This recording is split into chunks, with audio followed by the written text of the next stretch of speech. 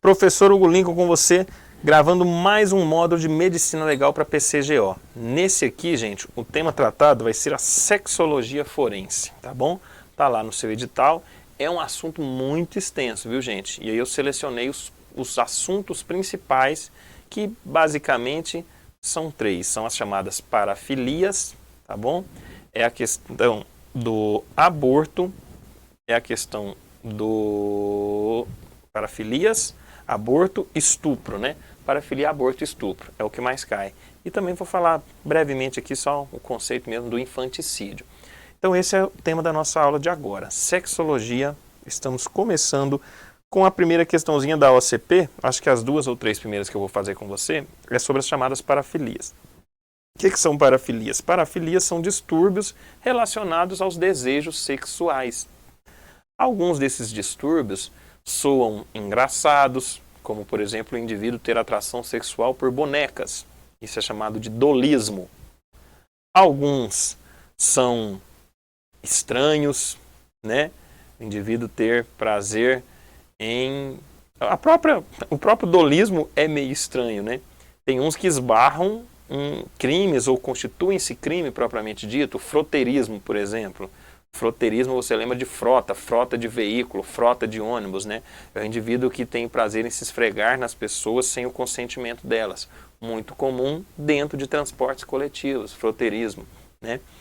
Tem alguns que são crimes propriamente dito, então, outros são só gostos peculiares, e é um tema que cai em prova. Não vou falar todas as parafilias para você aqui, porque é inviável, né?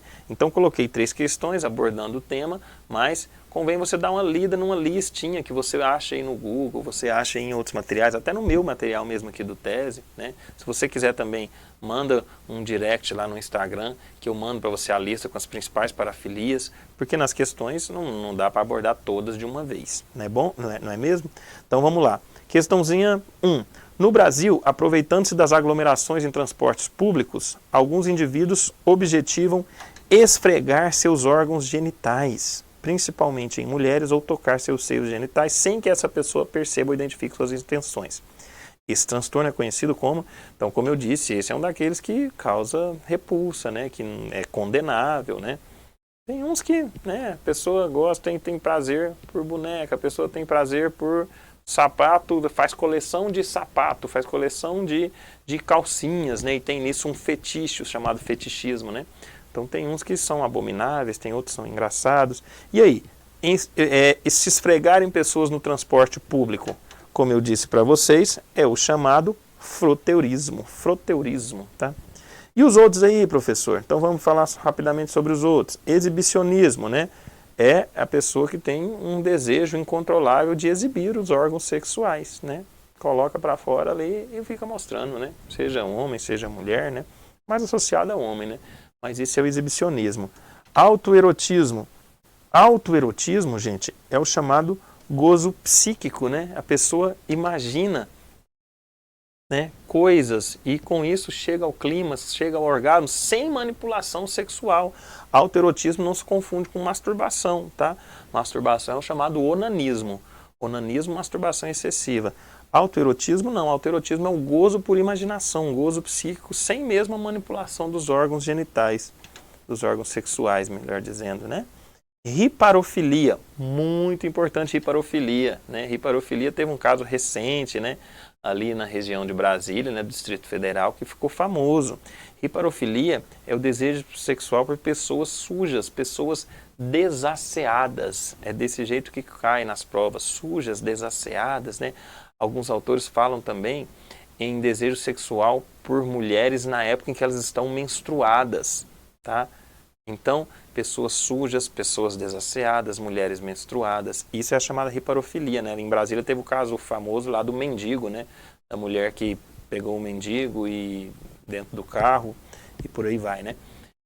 Então, riparofilia, tá? Pessoas sujas, desasseadas, mulheres menstruadas. Urolagnia é o prazer sexual. Urolagnia, prazer sexual pela urina, né? A pessoa urina na outra ou quer ser urinada durante o ato sexual, né? Urofilia também pode ser chamada, urolagnia, tudo mesma coisa, tá bom? Então, essas são algumas das parafilias que caem em prova e a resposta da questão era o frotteurismo, não é isso? Vamos para o próximo. Como se denomina o desejo e a satisfação sexual realizados com o sofrimento da pessoa amada, exercidos pela crueldade do pervertido, muitas vezes levando até a morte? Então, é a pessoa que no ato sexual gosta de fazer a outra sofrer. Esse é um dos mais conhecidos também, né, das parafilias. Algumas são bem conhecidas, outras são totalmente desconhecidas. Tem muitas, gente, mas muitas. Tudo que você imaginar em relação ao desejo tem um nome. Eu não sei todos de cabeça. Às vezes eu vejo alguém me pergunta que eu tenho que olhar, pesquisar num livro, num manual, porque são muitos, tá? Bom, o desejo em provocar sofrimento na pessoa com a qual você está se relacionando, né? Conhecido como sadismo, né? Sadismo. Belezinha? Esse é o sadismo. Número 3. É aquilo que eu te falei, ó o 3 aí. Ó o 3 falando da hiparofilia, né? Caiu em 2018 na OCP, pode ser que caia numa provinha sua. Atração por mulheres desaciadas, sujas, de baixa condição sexual e higiênica, pode se apresentar como uma perversão sexual denominada dolismo, donjuanismo, edipismo, fetichismo ou hiparofilia, né? Então, hiparofilia é a atração por pessoas sujas ou desaciadas, né? Fetichismo, né? Fetiche, né? É o desejo sexual por objetos, né, que se relacionem ao corpo, como, né, eu tenho fetiche por sapatos, eu tenho fetiche por lingeries, né? Isso é o fetichismo. Edipismo, sabe o que é o edipismo? Você já deve ter ouvido falar do complexo de Édipo, né? É o filho que tem uma atração, desenvolve uma paixão pela própria mãe, né? Então isso é chamado de edipismo. O contrário da filha em relação ao pai é chamado de complexo de Electra. Electra, tá? Electra, tem um Czinho aí, não é Eletra, é Electra. Ou electrismo. Então eu tenho o edipismo, que é do filho em relação à mãe, e o electrismo da filha em relação ao pai. Dom Juanismo, sabe o que é Dom Juanismo, gente? Está aqui na sua letra B. Dom Juanismo é a satisfação sexual pela conquista. O Dom Juan, o que é o Dom Juan? É um conquistador, né? Então o Dom Juan conquista várias mulheres. O prazer dele é em conquistar. Ele nem quer fazer sexo, nem nada, mas ele quer conquistar uma a cada dia e mais e mais e mais, né? E o dolismo, como eu tinha te falado, é o da atração sexual por bonecas, tá bom? Então tem vários, você vai lendo, vai pesquisando. Se quiser uma lista mais completa, me fala, me manda um direct lá que eu mando para você. Mas estudando isso aí, resolvendo questões, você vai se familiarizando com essas expressões, belezinha? Bom, vamos lá. Passando para o próximo tema agora, que é o abortamento, né? Abortamento, né, é o ato de abortar, né? Na medicina legal, abortamento é o ato de abortar, enquanto aborto é o produto que é expelido ali, né? O chamado de concepto, às vezes, né? Então, o abortamento, o que é o aborto? O conceito de aborto, então, gente, que você tem que ter em mente. Acaba que a gente utiliza abortamento e aborto como sinônimos. O correto, falando do ato de abortar, seria abortamento, né? Mas as próprias questões trazem isso como aborto e tudo mais, né? Bom, o que é o aborto, então? Aborto é a interrupção da gestação, tá bom? Interrupção da gestação com morte do feto. Observe bem que eu te disse que é a interrupção. Vai ter questãozinha que vai cair na sua prova que vai dizer que o aborto é a expulsão do feto. Aborto não é a expulsão. Aborto é a interrupção com morte do feto. Se ele vai ser expulso ou se ele vai ficar dentro da barriga da mãe, isso não tem consequências em relação ao conceito, tá bom? Então, aborto é a interrupção feita de forma, né? E no caso do criminoso, esse abortamento vai ser um aborto voluntário, provocado, né? Pode ter expulsão ou não do feto. E o que pergunta na questão, vai lá, para a medicina legal, o abortamento é a interrupção da gestação de forma espontânea ou propositada Então, espontânea ou propositada. Eu tenho aborto espontâneo, né? Ocorre muito com mulheres até o 3º mês de gestação. É comum acontecer abortos. Às vezes ela nem ficou sabendo que estava grávida e perde o bebê, né? Então, isso é um aborto espontâneo. E o aborto propositado, né, que é o aborto provocado, este, em algumas situações, a lei trata como excludente de licitude, né, que a pessoa não vai pagar pelo crime, né, então a gente diz que são abortos permitidos, entre aspas, né. Mas, em medicina legal, a interrupção de uma gestação de forma espontânea propositada que ocorre, tem limite, professor? Tem limite, então, para ser chamado de aborto? Na medicina legal, não, viu, gente? Para a medicina legal, então, o aborto é aquela interrupção da gestação que ocorre em qualquer idade gestacional. Em qualquer idade gestacional, tá bom? Então, isso é o aborto. Existem normativas, existem algumas recomendações do Ministério da Saúde, até da Organização Mundial de Saúde, que coloca limite nisso aqui, tá? Normalmente é 22 semanas. Esse limite que eles colocam é 500 gramas de peso. Mas para a medicina legal, o termo, né, a expressão aborto, abortamento, ela independe de quando se deu essa interrupção. E isso que respondia a alternativa. Tá bom? 5.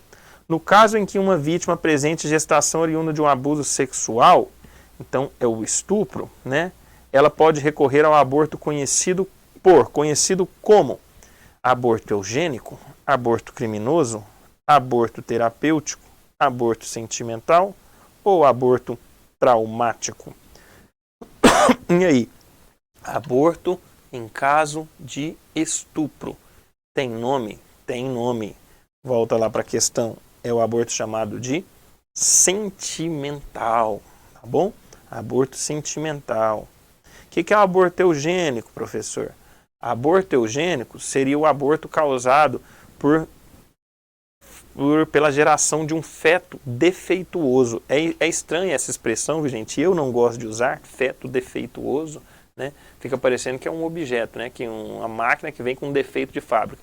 Mas, embora eu não goste, é assim que cai na prova, é assim que a medicina legal trata. Então, o aborto eugênico seria o aborto em virtude de uma má formação fetal, em virtude de algum defeito, que é uma palavra que eu não gosto, mas que é recorrente, tá? Isso é um aborto eugênico. Não é permitido, não é autorizado, é crime. Existe uma situação de aborto eugênico que é autorizada, que é chamada aborto do feto anencefálico, né? Houve uma discussão lá no Supremo, no STF, né? E então concedeu-se essa autorização para o aborto em caso anencefálico. Ele não tem o encéfalo dentro da calota craniana. Tá? Então, se na questão de prova é aborto sem calota craniana, não está errado. Aborto tem que ser aborto do feto anencefálico, que ele não tem a estrutura cerebral, a estrutura encefálica dentro da calota craniana. Consequentemente, ele não vai, ainda que ele possa nascer vivo, pouco depois ele vai morrer. Então, o STF autorizou. Então, mas o aborto eugênico, de forma geral, por entre aspas, um defeito qualquer, uma má formação. Vi lá no ultrassom que o meu filho, ele não tem uma mãozinha. Não quero que esse neném nasça sem uma mãozinha, vou abortar. É crime, tá bom? Então, aborto eugênico não pode. Aborto criminoso, qualquer situação em que o aborto não seja autorizado. E ele só é, entre aspas, autorizado, quando eu falo autorizado, porque não é bem que é autorizado, né, gente? É porque existe um crime, mas a pessoa não paga por esse crime, né? E só existe duas situações em que é autorizado. Como eu disse, autorizado nessa forma, né? De não ser criminalizado, na verdade, né? É o aborto em caso de estupro ou o aborto em caso de risco de vida para a mãe, tá bom? O que é chamado aqui, ó, é o próximo, aborto terapêutico. Então, aborto terapêutico é o risco de vida para a mãe. Esse, a pessoa não vai pagar o crime. A pessoa que eu digo, essa pessoa, na verdade, é o médico, tá, gente? Quem pode fazer o aborto é só o médico. Se é uma pessoa fazendo aborto na outra, o crime existe. Então, aborto praticado por médicos em caso de estupro e em caso de risco da mãe, não vai ser criminalizada essa conduta. Ele não vai pagar pelo crime, tá bom? E um aborto traumático seria um aborto provocado, né? Um aborto realmente provocado, diferentemente do aborto espontâneo, né? Então, aborto em caso de estupro é chamado de aborto sentimental. Aborto, caso de risco de vida da mãe, aborto terapêutico. Essas duas situações, o nosso Código de Processo Penal, ele descriminaliza, né, no sentido de não punir a conduta do médico que realiza esses tipos de aborto. A mulher, vamos comigo na questão 6, está no 7º mês de gestação de uma gravidez resultante de adultério. Ingere uma droga abortiva e elimina um concepto que consegue sobreviver. Então, aborto em caso de adultério, a lei autoriza? Óbvio que não, né, gente? Óbvio que não. Seria um crime, caso de adultério. Não existe previsão legal para isso, né? Só que ela tomou a droga abortiva, eliminou o concepto e ele sobreviveu. E aí, do ponto de vista penal, houve um autoaborto, um aborto necessário, um aborto terapêutico, uma tentativa de aborto ou uma conduta isenta de pena porque não é tipificada. Obviamente, o que houve aí foi uma tentativa de aborto, né, gente? Ela tomou uma droga abortiva, ela tinha a intenção de provocar o aborto, a interrupção da gestação com morte do feto. Só que ele sobreviveu, né? Então, é o aborto na forma tentada, é uma tentativa de aborto. Número 6. É isso que você marca. Questãozinha 7. Vamos comigo para a questão 7. Só falando mais um pouquinho desses conceitos aqui, tá, gente? Eu falei para você que 2 tipos de aborto são previstos como a pessoa não vai pagar pelo crime, né? Que é o aborto em caso de risco de vida para a mãe, em caso de estupro. Só falando mais um pouquinho sobre isso, questão de consentimento. A mãe tem que consentir, é a decisão da mãe. Aonde que é a decisão da mãe? Em caso de estupro, né? Em caso de estupro, a decisão é da mãe. Se ela quiser seguir com a gestação, ela pode. Se ela quiser fazer o aborto, ela procura a rede de saúde pública e ela pode abortar. Agora, no caso de risco de vida para a mãe, tem como ela consentir? Não tem, né, gente? Então a decisão é do médico. Se ela está correndo um risco de vida e é aquela gestação que traz o risco de vida, se a gestação for interrompida, o risco de vida vai ser sanado. E tem que 2 médicos concordar, tá? Tem que ter a concordância de pelo menos 2 médicos. Beleza, pode fazer independente da autorização da mãe, porque muitas vezes ela está, né, em risco de vida, não tem como ela dar a sua anuência. Questão do aborto por estupro. Uma dúvida comum do que pode surgir no aluno, né? Vocês estudam tudo isso no direito penal, né, gente? Aqui no TES nós temos o professor Rilmo Braga, que é o melhor do Brasil no direito penal. Então ele te explica tudo isso lá com muita propriedade, né? Em relação a direito, inclusive com muito mais propriedade do que eu, né? Mas a dúvida que surge é, professor, e no caso do estupro, ela precisa registrar a ocorrência policial para ter direito a esse aborto? Não precisa registrar a ocorrência policial, tá, gente? Não existe essa previsão, essa obrigação, não. Ó, professor, não precisa, então? Não precisa de ocorrência policial? Não precisa de ocorrência policial. Ela pode procurar o serviço de saúde e realizar o aborto. Mas, sempre tem um mas, né? Ela vai assinar um termo de responsabilidade, no qual ela assume que essa declaração dela de que ela foi estuprada é verdadeira e no qual ela diz ter ciência das consequências em caso de ela estar mentindo, né? Então, se ela está mentindo posteriormente, né, e descobre-se então que ela fez um aborto alegando que tinha sido estuprada, parará e parará, se descobre-se depois que ela está mentindo, ela vai responder por esse crime e vai pagar a pena que for pertinente, né? Vai ser julgada, vai pagar a pena que for pertinente. Mas não precisa de autorização nem de boletim de ocorrência, nem de autorização judicial. Essas 2 situações, né? Tanto o aborto terapêutico quanto o sentimental não precisam de autorização judicial e nem de ocorrência policial. E aí a gente vê, então, a questãozinha número 7, que diz que mulher sofreu conjunção carnal mediante a grave ameaça, sem registrar ocorrência policial. 2 meses depois, percebe que está grávida. Sabendo que ela era e permanece casada e que já tem um filho saudável, resulta que... Então vamos lá. Primeiro, mulher sofreu conjunção carnal mediante grave ameaça. O que é conjunção carnal mediante grave ameaça? É o chamado estupro, né? Esse é o conceito de estupro, né? Conjunção carnal mediante grave ameaça ou qualquer outro ato libidinoso, né? Libidinoso. Lembrando que conjunção carnal é a penetração do pênis ereto na vagina, seja a penetração completa ou incompleta. Mas isso é conjunção carnal. Ah, professor, então é só homem com mulher? Só homem com mulher, que é conjunção carnal. Mas qualquer outro ato libidinoso também é estupro do mesmo jeito. Então aí abrange homem com mulher, mulher em relação a homem, né? Porque qualquer outro ato libidinoso inclui sexo anal, inclui sexo oral, inclui esfregadas, apalpadas, coisas, né, que qualquer tipo de situação que vise dar prazer para o agente, né? Tudo isso pode ser considerado como um ato libidinoso, né? É óbvio que no caso concreto tudo vai ser analisado, né, gente? Você sabe que o direito ele tem muitas nuances, né? O tal do caso concreto, a jurisprudência e tudo mais, não vou entrar nisso aqui, né? Mas a definição do estupro, né? Então é a conjunção carnal ou qualquer ato libidinoso mediante grave ameaça. Inclusive, mediante violência ou grave ameaça, né? Melhor dizendo. Né? E essa violência ela pode ser uma violência física, uma violência psíquica ou até mesmo uma violência presumida. Que é o que acontece, por exemplo, quando a vítima é menor de 14 anos. Vítima menor de 14 anos é sempre violência, é sempre estupro, porque ela não tem o desenvolvimento mental completo para consentir ou não. Então é a chamada violência presumida. Presume-se que houve violência, mesmo se ela consentiu, mesmo se o pai deixou, mesmo se ela namorava com um rapaz, ou o que quer que seja, né? Vamos voltar para a questão. Mulher sofreu conjunção carnal mediante grave ameaça, ou seja, houve um estupro, sem registrar a ocorrência policial. 2 meses depois percebe que está grávida. Sabendo que ela era e permanece casada, que já tem um filho saudável, resulta que, letra A, ela não pode interromper a gestação legalmente, pois não corre risco de vida. E aí, ela pode ou não interromper a gestação? Pode.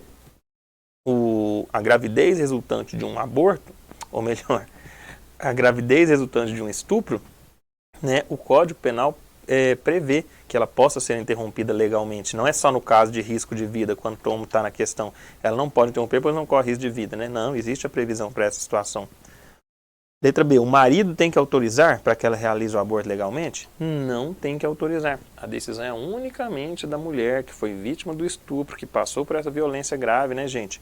Ela toma a decisão, ela realiza o aborto, não precisa de autorização nem de consentimento do marido.